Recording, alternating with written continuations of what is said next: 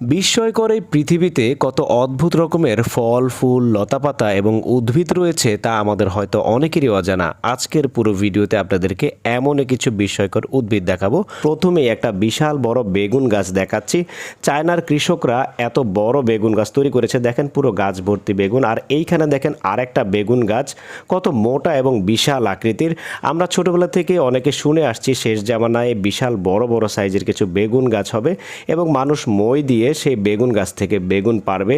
আসলে বাস্তবে এই জিনিসগুলো এখন আমাদের চোখে দৃশ্যমান হচ্ছে। দেখেন বিশাল বড় সাইজের বেগুন গাছ আর অনেকগুলো বেগুন ধরেছে, বেশ বড় বড়।